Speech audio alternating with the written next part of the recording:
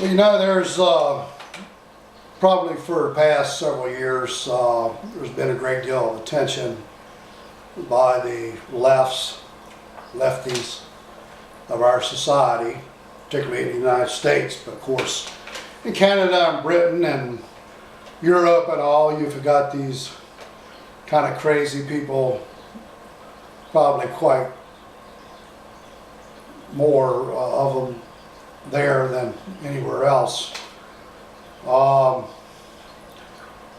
they've always wanted to knock down the United States or America.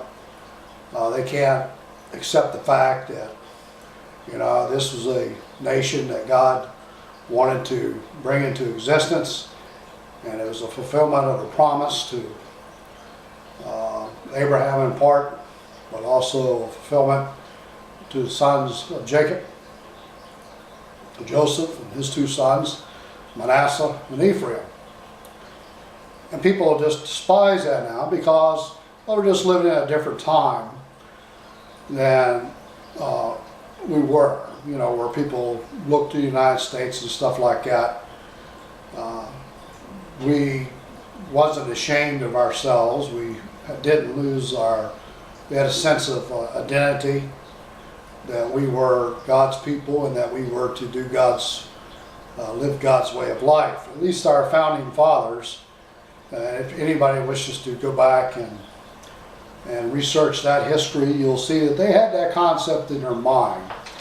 They didn't want people to, whether it be a government, a king, or a church, to overlord over them. They wanted life, liberty, and a pursuit of happiness.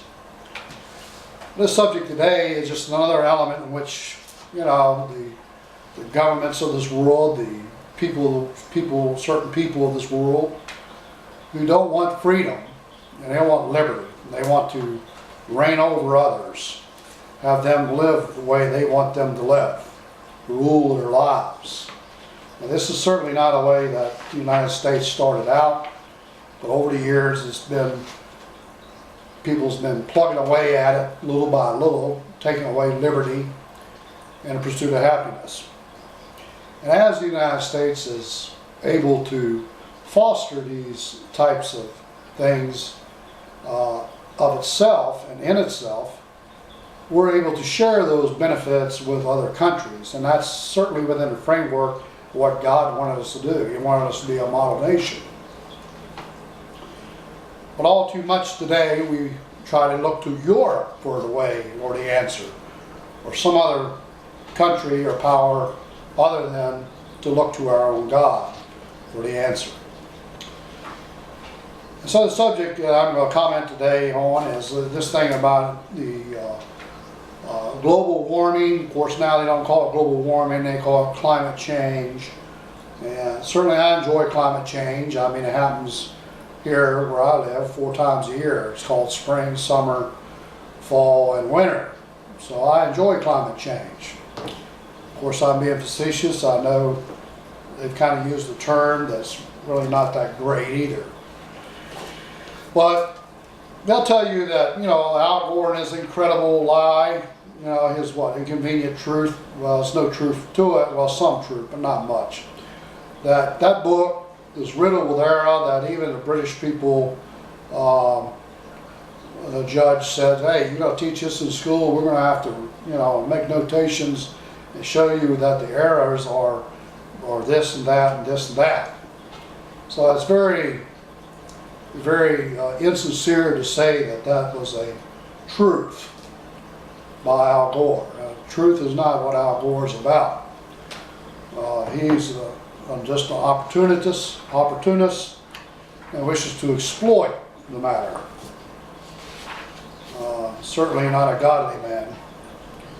Anyway, this book, particularly here, and a lot of people will praise certain people, certainly that Looney Tunes up in Canada, the Canadian Japanese fellow. Let's see, what is his name? Well, anyway, he thinks that he knows. He's a zoologist. I don't know what zoologists think they know about climate. Certainly I could recommend Joe Bassardi, he knows more about climate, and that's what we're talking about. But they'll dig up anybody to kind of give you the idea of this. You know, remember the old thing about Chicken Little, the sky is falling, the sky is falling, you know. This is kind of the way these people are. There's no real logical reason for it other than the fact that it's the way that they want you to believe. This book here I thought was pretty good, Green Hell, and it certainly lays it out. I think that a lot of the things that we're going to see as far as famines and stuff like that will be man-induced. You know, I mean, here we are, we're growing corn for ethanol consumption, and it's raising the price of food, and yet corn is one of the worst crops you can put on soil. It depletes the soil the worst of all. People's known that for years, and yet they think that, well, we got to solve the problem of oil. Right, there's plenty of oil. You know, they may not want you to use it, just like they don't want you to use the water. And if you read this book, they don't even want you to use the water on the earth. This book points out they would rather have the human sapien species completely annihilated. Now, many years ago, I mean, when I was in school, there was this idea that we would all freeze to death because of global cooling. Guess what? It didn't happen. And, you know, the thing that's going to bring the end is that man is going to be inhumane to man. It's wars and strife amongst each other. That's what's going to cause the end of mankind and the wars. They don't have because they don't ask the Lord. They don't ask you for the things they want. And they could have them all. You know, I mean, there's enough on this planet for everyone. You know? But anyway, this book points out a lot of great things, I think. Oh, David Suzuki is that guy up in Canada. Here's one of his quotes in this book. David Suzuki, he believes that we need to lower our standard of living because nothing is more important than the environment. You know, the environment's more important than man. Well, I don't agree. Man's important to God, and He gave us an environment. Now, people may believe that we could destroy it, and certainly with nuclear weapons we certainly could. But apart from that, you know, this global warming hoax is a hoax. But you know, you have a lot of groups and stuff, and I made a lot of notes in this book on Green Hell. These people go by a lot of names, and a lot of these people are funded by the federal government. So, you know, it's difficult to find all these people. A lot of these people are like, here's one of them's Earth Liberation Front. Ooh, wow, what's that? An FBI labeled terrorist group. Yeah, they're fighting for the environment, aren't they?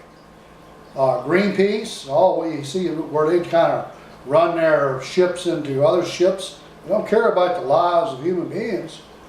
Then you got the Rainforest Action Network, and then there's the Natural Resources Defense Council.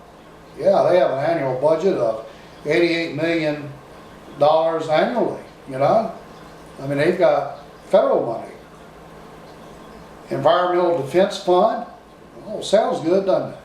Rockefeller Foundation, Pew Charitable Trust, that's headed by Barbara Streisand, and she's also a member of Environmental Defense Fund, and Robert Redford and Leonardo DiCaprio, they're also members of the Natural Resource Defense Council.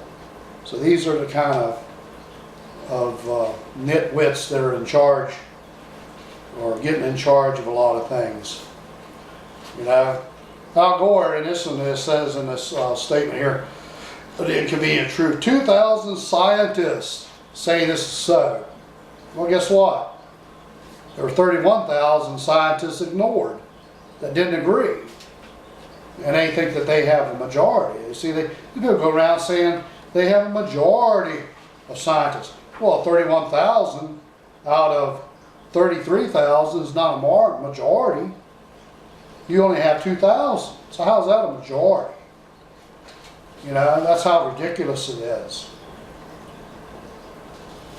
Here's a statement by a guy named Elric.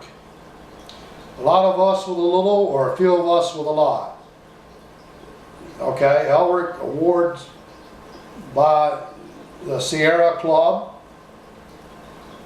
He gets an award by the Sierra Club, World Wildlife Fund International, MacArthur Foundation, United Nations, etc. He wants to ration his goods or ration people. And Elric is a member of the National Academy of Scientists. You know, and here's what the Natural Conservatory says. The carbon footprint has been a clever gimmick for instilling green guilt about the amount of energy that you use. That you'll ration yourself in the interim until the Greens can set up a governmental mechanism to compel it. You see, this is what they're doing. They're trying to get the government to support their cause so that everybody has to go by it. Inevitably, in going about our daily lives, commuting, sheltering our families, eating, each of us contribute to the greenhouse gas emissions that are causing climate change. Yes, there are many things each of us as individuals can do to reduce our carbon emissions. The choices we make in our homes, our travel, the food we eat, and what we buy and throw away all influence our carbon footprint, can help ensure a stable climate for the future.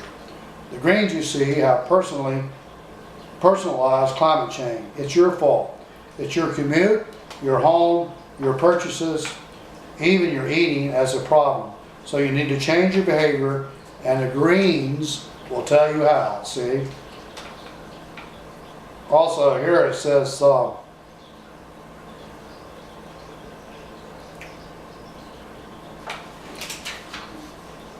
page 15 of this book says, rationing energy. As dubious as they are, at least carbon offsets aren't mandatory. Yet reducing your carbon footprint, read energy use, is still a voluntary exercise. But since not many are volunteering, the Greens are trying to make it compulsory. Starting in the United Kingdom, where the Parliament's Environmental Audit Committee in May 2008 called for a personal carbon trading scheme. Scheme!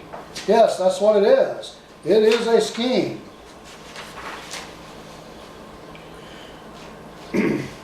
Some more groups here are Carbon Rationing Action Group, called CRAG, mostly located in Britain. 5 U.S.-based CRAGs are in Maryland, Georgia, Oregon, Washington, Kentucky, and Cincinnati.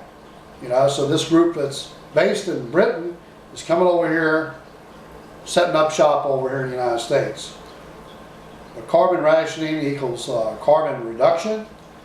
And we also, there's another one here, the California Energy Commission required programmable controlled thermostats. Now, that is wild. See, this was going on in California, where they was trying to give people programmable thermostats that they can control from outside your home. And of course, people throw such a fit about it. They said, "No, we don't want that." You know, but that's what they got in mind. See, you come home and in the middle of the night, they cut your heat down or off.